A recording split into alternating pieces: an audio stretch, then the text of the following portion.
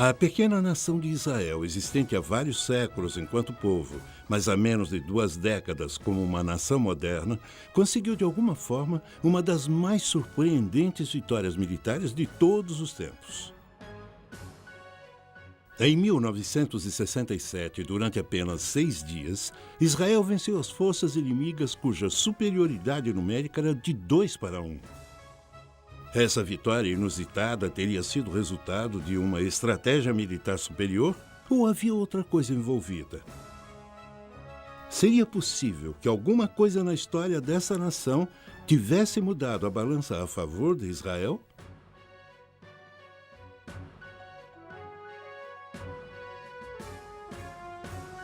Dada a moderna tecnologia militar, como seria possível tal vitória milagrosa? O atual tumulto no Oriente Médio seria um resultado direto dessa vitória? E poderia, talvez, estar preparando o cenário para que a história se repetisse? A vitória de Israel na Guerra dos 6 Dias foi uma genialidade militar ou poderia ter sido um milagre profetizado nos segredos milenares da Bíblia?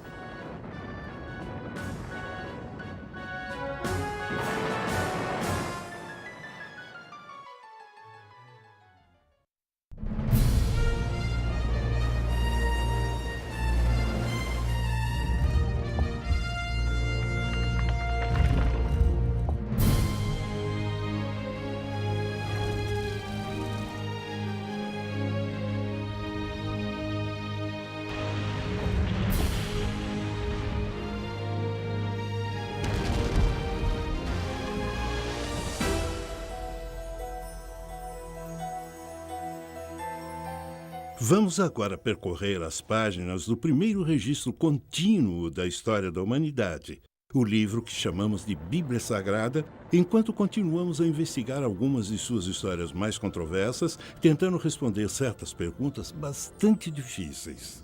Será a Bíblia um registro confiável de intervenções milagrosas de anjos, apóstolos e do poder da oração? Ou não passa de uma coleção de histórias e mitos como sugerem alguns críticos da atualidade? Tanto céticos em relação à Bíblia quanto proponentes ao redor do mundo contribuíram para essa empolgante discussão. Algumas dessas revelações bíblicas poderão chocar e surpreender. Segredos Milenares da Bíblia, Série 2. A Guerra dos 6 Dias. Foi a Guerra dos 6 Dias um milagre?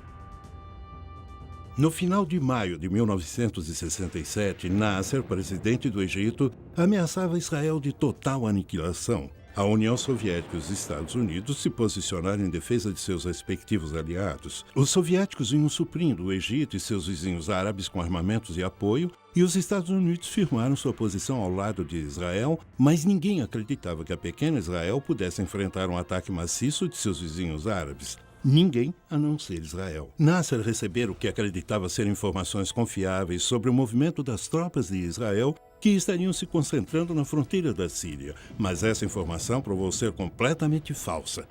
Talvez o aspecto menos conhecido dessa teoria da conspiração seja o envolvimento da União Soviética.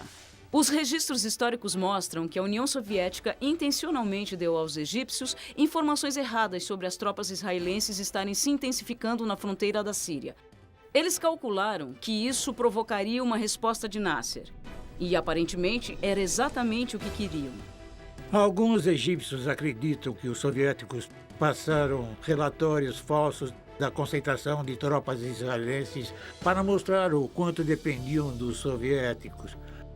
Mas, do ponto de vista israelense, alguns acham que os soviéticos tentaram iniciar uma guerra que resultaria na destruição de Israel. Os russos forneceram informações falsas aos egípcios, pois era uma oportunidade de conseguirem dominar o Oriente Médio. Israel era uma mini-superpotência naquela região. Então eles achavam que poderiam controlar as nações árabes e forneceram todas as armas, os tanques, os aviões e instrutores para conseguirem essa tarefa de dominar aquela área. Até hoje, Os então oficiais superiores soviéticos insistem que não foram eles que deram as informações aos egípcios, mas os egípcios que deram a eles. Portanto, dito isso, podemos ver o quanto a União Soviética em 1960 tinha interesse em fomentar desavenças no Oriente Médio e abrir uma segunda frente contra o Ocidente, além do Vietnã. O plano funcionou perfeitamente. Quando o Egito recebeu os relatórios falsos dos soviéticos, Nasser começou imediatamente a concentrar suas tropas na fronteira da Síria.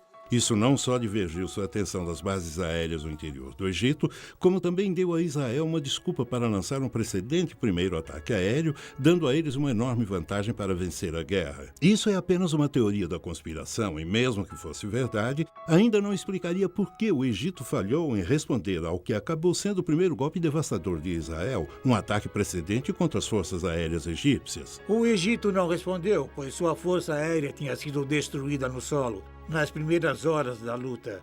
Os egípcios não tinham atacado antes porque estavam sob forte pressão dos Estados Unidos e da União Soviética para não fazê-lo. Especula-se que os americanos então informaram Israel que o Egito estava encurralado. As duas nações concordaram que a chance de Israel sobreviver seria atacar primeiro enquanto o Egito estava de mãos atadas. Tanto Israel quanto os Estados Unidos negaram estar envolvidos em qualquer trama em 1967. Os russos, por outro lado, admitiram ter passado para o Egito informações falsas quanto às atividades de Israel na fronteira da Síria, mas eles também continuaram a negar qualquer conspiração contra Nasser. Talvez nunca venhamos a saber ao certo se houveram acordos secretos que contribuíram para a derrota dos árabes na Guerra dos 6 Dias, mas mesmo que houvesse alguma verdade nessas teorias, não explicaria os vários outros eventos misteriosos que aconteceram no decorrer da guerra, como no dia em que os israelenses começaram sua invasão por terra da fortificada Península do Sinai. O milagre é que Israel tinha 260 mil soldados em sua fronteira contra 600 mil soldados árabes prontos para atacar. E as chances favoreciam os árabes, é claro. Todos achavam que se houvesse guerra, Israel certamente perderia. Quando os tanques israelenses entraram na Península do Sinai, os egípcios pareciam estar dando vantagem a eles. Por exemplo, há registros de tanques egípcios fugirem sem serem atingidos e sem disparar. Mais estranho ainda foram as inexplicáveis deserções das bases de míssil terra-ar. Os egípcios abandonaram equipamento militar, a maioria de fabricação russa, no valor de mais de $1 bilhão. Até complexos equipamentos de radar em bom funcionamento foram largados. Não é raro tropas recuarem perante um exército implacável que avança. O incomum é quando milhares de soldados deixam para trás enormes quantidades de material bélico valendo milhões de dólares e sem tentar desabilitar esse material. Isso aconteceu várias vezes na Guerra dos 6 Dias. O que fez o inimigo recuar tão depressa? Teriam eles experimentado algo tão assustador que tiveram que se retirar sem antes poder evitar que suas próprias armas caíssem em mãos inimigas?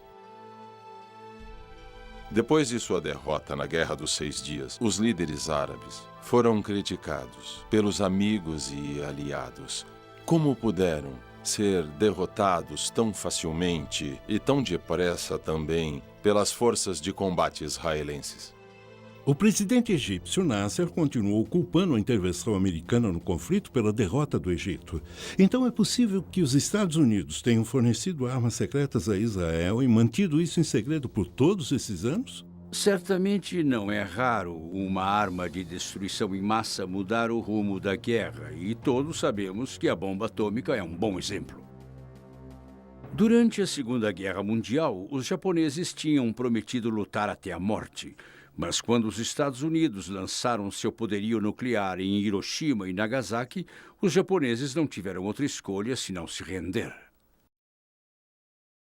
Quando os Estados Unidos lançaram a bomba atômica, não era mais segredo. Isso provou que eles não só a possuíam, mas estavam prontos para usá-la. Que tipo de arma secreta Israel poderia ter lançado em total silêncio nos árabes, sem que eles suspeitassem? Se isso fosse possível, não teria sido a primeira vez na história dessa nação preparada para o combate. Os escritos da Bíblia falam de muitas batalhas. Batalhas cuja maioria os israelitas venciam.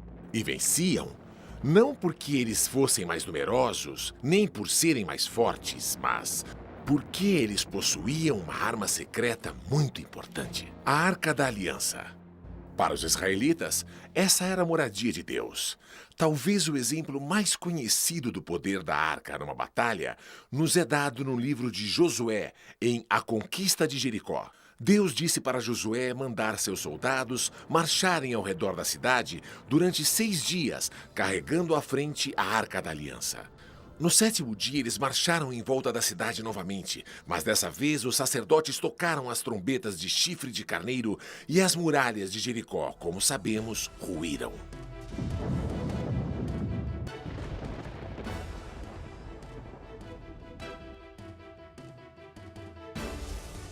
A Arca da Aliança foi perdida há milhares de anos, então não tem como ela ter tomado parte na vitória. Mas eu acho que havia uma arma secreta, provavelmente fornecida pelos Estados Unidos. Os americanos devem ter passado informação da inteligência aos israelenses, mas negam terem feito alguma coisa além disso. As alegações sobre arma secreta eram totalmente infundadas. Embora os árabes dissessem que Israel tinha armas secretas que acabaram por decidir a guerra, eles não tinham armas nucleares atômicas secretas de larga escala. No entanto, utilizou armas inovadoras antissecretas em seus ataques. Na Batalha de Jerusalém, por exemplo, os bunkers israelenses que estavam de frente para os jordanianos tinham mísseis superfície secretos. E assim que os jordanianos começaram a bombardear o oeste de Jerusalém israelense, esses mísseis conseguiram arrasar, em questão de minutos, os bunkers jordanianos. Se as teorias da conspiração não podem explicar a surpreendente vitória de Israel na Guerra dos 6 Dias e não havia nenhuma arma secreta, devemos procurar outra opção. Talvez tenha havido uma intervenção de outro tipo que levou o general Mordecai Rod a dar a seguinte explicação. Ele disse: quando nossa nação é encurralada, ela se ergue e revida em dobro. Esse espírito é a arma secreta do povo de Israel. A força e a coragem do povo israelita certamente tiveram muito a ver com a sua vitória milagrosa. Mas teria havido outra força atuando no conflito? Uma força sobrenatural? Seria possível que os grandes profetas do passado de Israel estavam para receber o que lhes é devido? E quem confirmaria essa intervenção milagrosa? Os israelitas ou os árabes? Por milhares de anos, o povo israelita foi espalhado pelas nações frequentemente mais hostis do mundo. No entanto, uma esperança e uma herança em comum o mantiveram unido, apesar da fé e a coragem do povo judeu terem sido testadas ao limite extremo e além. O ano que vem, em Jerusalém, foi o laço comum que uniu geração após geração a duradoura esperança de retornarem à sua terra natal. Talvez por causa disso, o espírito coletivo e resoluto dos israelitas se endureceu como aço, tornando-os um dos guerreiros mais destemidos da terra. Isso explicaria como eles superaram os terríveis desafios para vencerem a Guerra dos 6 Dias? Talvez, mas também pode ter havido outra explicação. Estou convencido de que houve intervenção divina na Guerra dos 6 Dias. Comparando os dois exércitos, o seu tamanho, o número de soldados e comparando também o impressionante maquinário, você vê que era impossível isso ter acontecido sem uma ajuda externa. Israel era uma nação contra um mar de estados árabes. Parecia que iríamos perder e deixar de ser uma nação entre nações. Quando vencemos, especialmente quando liberamos a cidade sagrada de Jerusalém, não tínhamos a menor dúvida que essa era mesmo uma guerra, uma vitória projetada por Deus. Vários acontecimentos da Guerra dos 6 Dias são muito difíceis de explicar. Parecem pertencer mais a um âmbito sobrenatural do que natural. Sempre pareciam estar atuando a favor de Israel. Um cabo feminina estava num jipe com o comandante do regimento de uma unidade de blindados quando viu imediatamente surgir um fogo imenso em seu caminho. O comandante não conseguia ver nada, e a moça, pensando que os óculos dele estivessem cobertos de areia, gritou para que ele desviasse para o lado. Ele se convenceu do perigo, pois conhecia a moça o bastante para confiar em seu julgamento, embora não visse nada no caminho. Mesmo assim, desviou para uma outra passagem que surgiu entre as dunas. A coluna de veículos atrás deles os seguiu. Apenas um jipe continuou no caminho original. De repente, houve uma terrível explosão e fogo. O jipe que continuou no caminho tinha entrado num campo minado dos egípcios. Esse seria apenas um exemplo fortuito das areias do deserto pregando peças na visão de alguém? Ou o cabo de fato teve uma visão que a avisou do perigo à frente? O mais importante é por que essa guerra estava repleta de tantos exemplos de acontecimentos inexplicáveis que agiram em favor de Israel.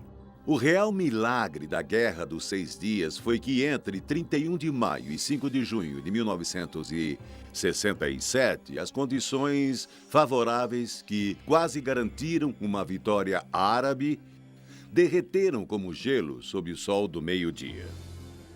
E Israel subitamente emergiu vitoriosa, para a surpresa de todos. Acho que o poderio ocidental e todo mundo ficou totalmente chocado com a vitória após ter examinado o mecanismo da vitória de Israel. Descobriram que houve vários milagres. Surgimento de soldados que não deveriam estar lá, aparições milagrosas, como descrito por homens como Gerson Salomão, do Monte do Templo, de soldados com uniformes brancos que afugentaram os sírios. Ele conta a história de como eles salvaram sua vida. E mais tarde, ninguém conseguiu explicar aqueles soldados com uniformes brancos. Israel é um milagre. E como Deus aparece nos campos de batalha e na história de 4.000 anos, é um milagre. Na batalha que levou à Guerra dos 6 Dias, na fronteira de Israel com a Síria, fui muito ferido durante uma batalha longa e muito difícil. Um tanque me atropelou, então eu fiquei estirado no chão, quase morto. Eu só tinha minutos de vida. Centenas de soldados sírios vieram das montanhas e me cercaram. Nos meus últimos instantes de vida, podia ouvi-los carregando as armas para me matar. De repente, quando estavam prontos para atirar, deram as costas e voltaram rápido para as montanhas. No mesmo instante, eu vi uma luz imensa me cobrir de todos os lados e ouvi a voz de Deus falando com o meu coração. Você não vai morrer aqui, Salomão. Então seja forte, eu estou com você. Poucos instantes depois, os soldados israelenses me levaram para o hospital. Um fato inusitado ocorreu poucas semanas depois.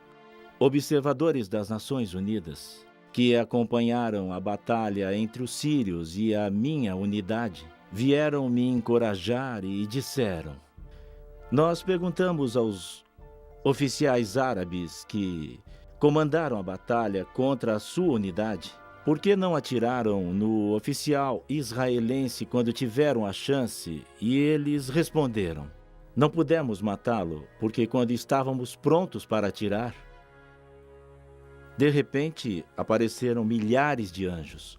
Nós os vimos com os nossos próprios olhos, e a única coisa que podíamos fazer era nos virar e correr rápido de volta para as montanhas. O Deus dos judeus queria esse soldado israelense vivo.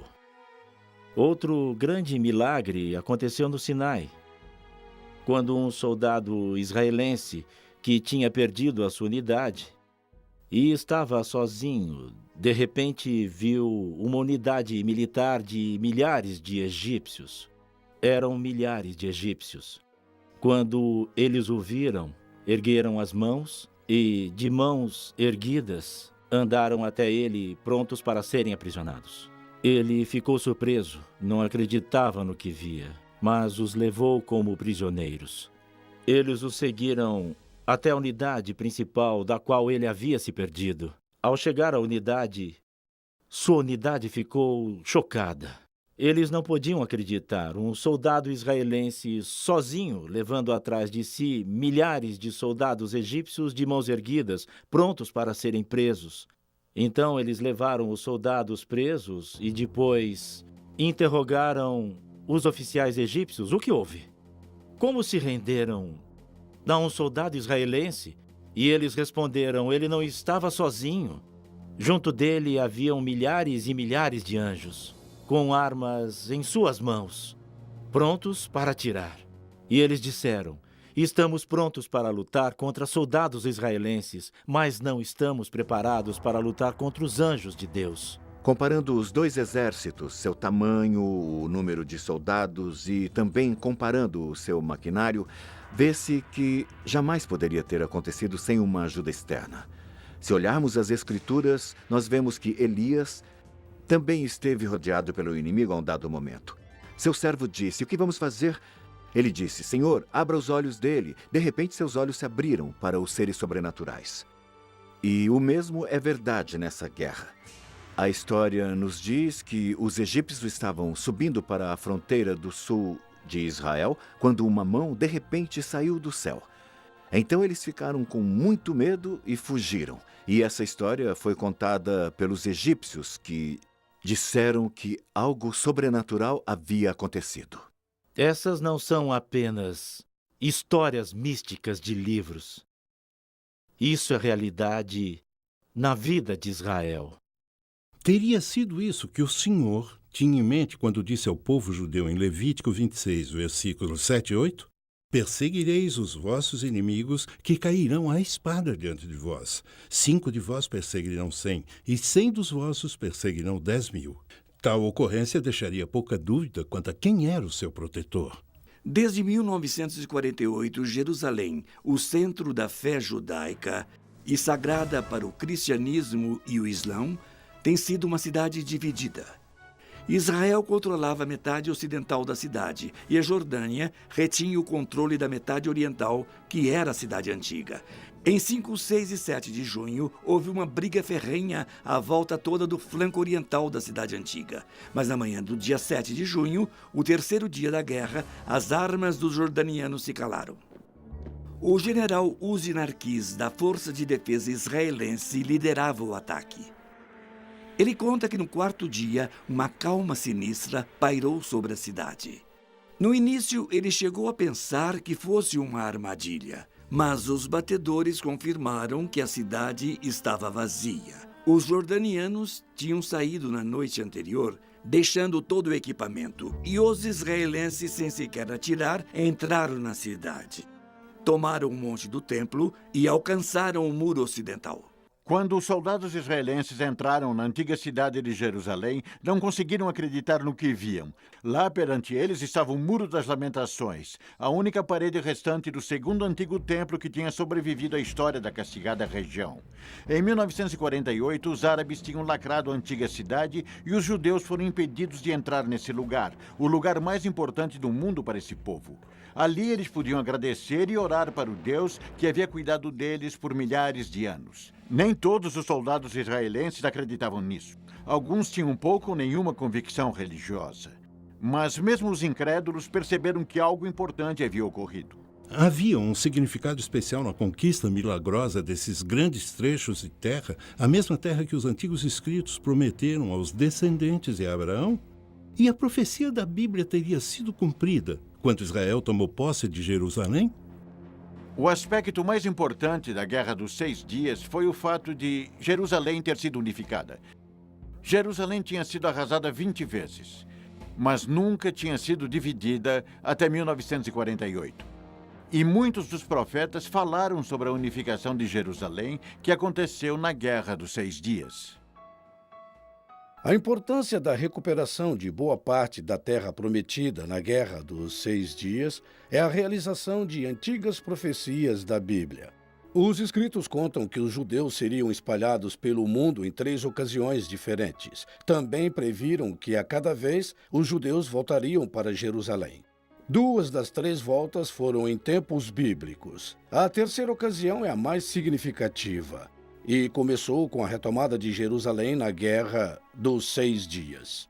Muitos estudiosos da Bíblia acreditam que a entrada em Jerusalém em 11 de junho marcou o início do final dos tempos na Terra. A profecia da Bíblia, final dos tempos, se refere ao período de desastres cataclísmicos naturais, fome e guerra que iriam preceder o fim do mundo.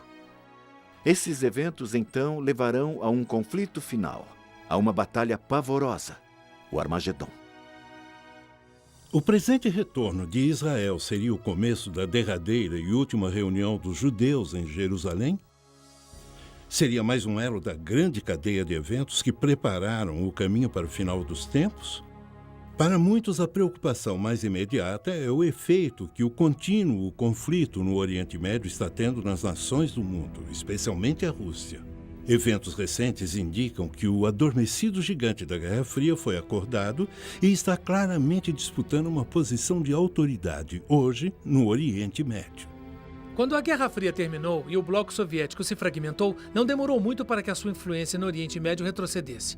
Então, no início de 1990, a Rússia decidiu retomar sua tradicional posição no Oriente Médio, buscando uma política independente. Isso, às vezes, envolve apoiar regimes tidos pela América como perigosos. Ou seja, os aliados da Rússia na região se tornaram inimigos da América. Em anos recentes, as tentativas de se levar paz duradoura ao Oriente Médio têm continuado, mas sim do que não, elas desabam sob o peso do antigo conflito. Por outro lado, estudiosos da Bíblia argumentam que cada vez mais as antigas profecias relativas a Israel estão sendo cumpridas. Isso significa que a Bíblia nos dá um mapa confiável do que esperar a seguir nessa região? Desde a sua vitória milagrosa na Guerra dos 6 Dias, Israel tem mantido uma posição tenaz nessa antiga cidade na colina. De fato, grande parte das terras pelas quais Israel lutou durante o conflito permanece sob seu controle. Mas por quanto tempo? Hoje, o Estado de Israel vive sob uma nuvem de constante ameaça de destruição por parte de outro de seus vizinhos árabes, o Irã. Pode esse pequeno Estado e as outras nações do mundo esperar por mais um milagre? Talvez a resposta ainda seja encontrada entre os segredos milenares da Bíblia.